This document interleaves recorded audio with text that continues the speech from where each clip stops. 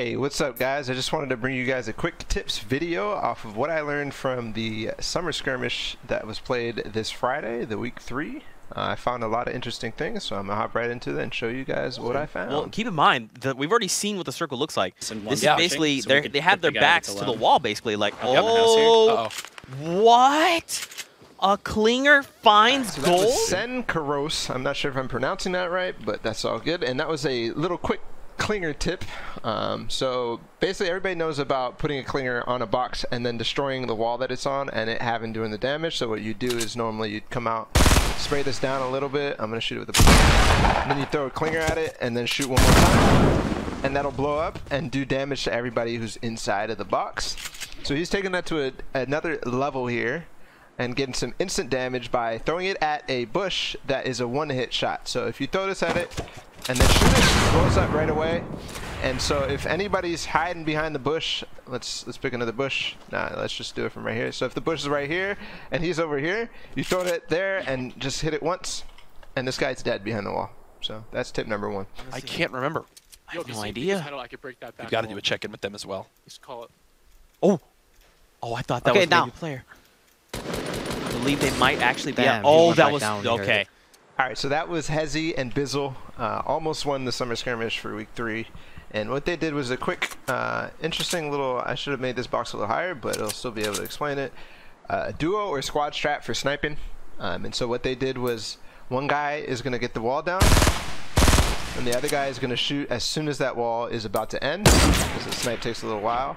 And if somebody's standing on the side of the ramp, somebody's sitting right here, getting ready to peek somebody, he could get caught off guard if he's just gargoyling, because usually you can actually think that you're safe unless somebody has high vision on you. So somebody might just stand still, and you can take them out by doing that teamwork strat. Hopping over to reverse. Look at that, using every ounce of info he can gather. Wow, that's elite. Dude, I'd never seen that. In the little... Alright, so that was reverse with a little basic peeking through metal walls. This used to be a lot more prominent because you could shoot a wall and peek through the top of it, as it would break unevenly by the top. But here you can just do it on a fully built wall on this little angle, and he's using this because there's no more edit peeking, so that's really cool. Another spot that he used it at was this little corner right here to peek high ground on somebody else. It was a little bit more visible because he actually didn't have this wall fully built. And then also, I just want to show you guys, this wasn't shown in the video, but you can still use brick to kind of do this peeking thing. So you can peek through this and then peek afterwards. It's still possible to do that even though they nerfed it a little bit. You can't swing at this anymore. And that's tip number 3. Going to be the highest point in the circle where Wilds and Femsteph are. Yep. And look, Ghoul is back up and ready to go. Yep. Now, with these two... Alright, that was Ghost Demo. Just a very basic idea. This is very self-explanatory to a lot of people, but you can make this little peek box and cover it from all sides and be able to shoot down from high ground without really being exposed to too many different angles. You're still exposed to anybody who's down on the low ground, but anybody else who's in wide by ones around you aren't going to be able to shoot you. So he's able to shoot in front, and he actually also uses it later in that clip to kind of give himself a peek angle this way as well. And you can do that on both sides of the walls, and you want to experiment with different triangles on that side. But mainly to do this without being shot, and this is also very important if you're shooting at a low ground person, somebody's right in front of you. This is unbelievable courage. 4 players remain. Oh, he's playing the very edge. Okay, do you know why I did that? Why? He just stepped out of the zone to take 10 damage because this is the zone that closes all the way. So he's taking 10 damage because he wants to be able to use his med kit right away. Here it is, look, watch Shaft. Watch Shaft right here. He has no intentions of fighting. He's going to pop the heal right about now. Pop it. He wins. Hold on. Congratulations, Saf. Saf is your winner. I will bet everything in my... Yeah. Alright, so last thing I want to talk about is something that Courage got really hyped on, and I already heard some people being like, oh, what the heck, that's so self-explanatory, but I actually don't think it's not. The only reason you're going to know this is if you've already experienced a scrim game where you're out healing somebody and you mess up.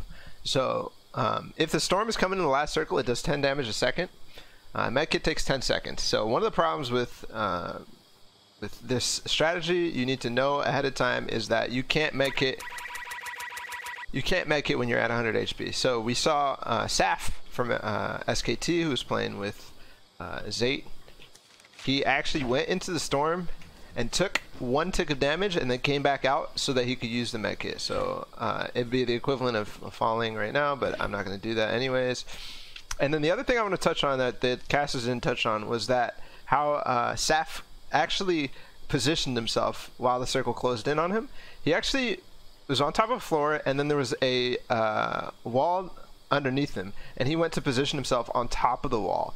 So the reason he did that is if in case the other team started shooting him down, he wouldn't fall down. So we're gonna move the stairs, everything, boom. Okay, see, I'm still up top. They have to break this wall, and then finally my med kit gets broken. So they have to be aware that I could be standing on top of the wall, and that's how that's just a little intricacy that'll win you a game.